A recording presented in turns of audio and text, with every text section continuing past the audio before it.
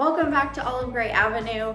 My name's Ruth and we are here today to build some simple floating shelves. We had this nook in our office. It kind of served no purpose, it was just open. So what better thing than to build some custom floating shelves? Don't forget to hit that like and subscribe button below and that little bell so you can see when we post our next video.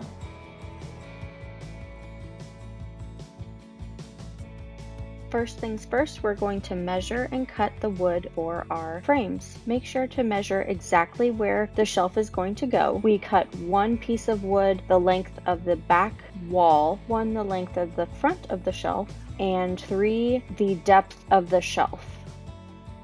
I used my handy corner clamp to connect the back and side pieces while putting them together.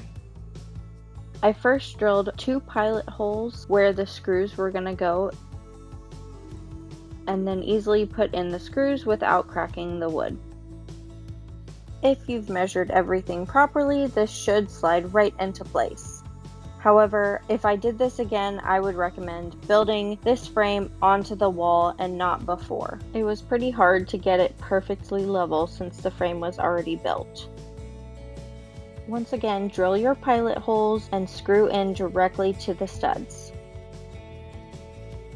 Once you attach to the studs on all 3 sides, you'll put on the front piece of your frame, drill those pilot holes, and screw it all together.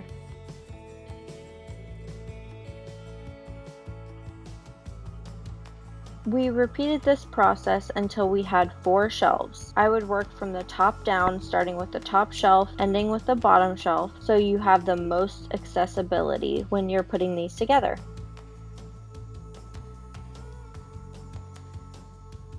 Now that the frames are built and secured to the wall, we're going to finish these off with 1/8 inch plywood.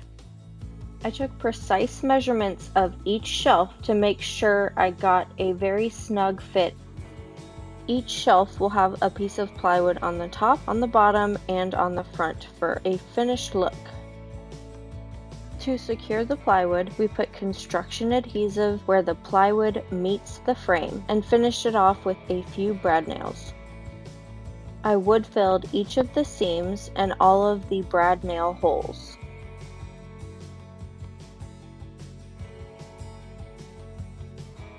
Then I sanded it all down until the seams and the brad nail holes disappeared.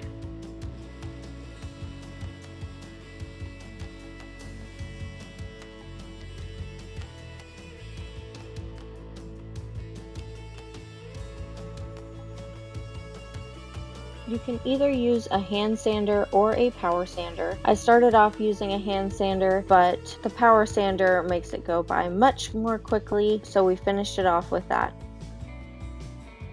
I applied my current favorite stain combination, which is Early American and Weathered Oak. I put on a light layer of Early American, wipe it off, then put on Weathered Oak and wipe that off. Here is our finished product.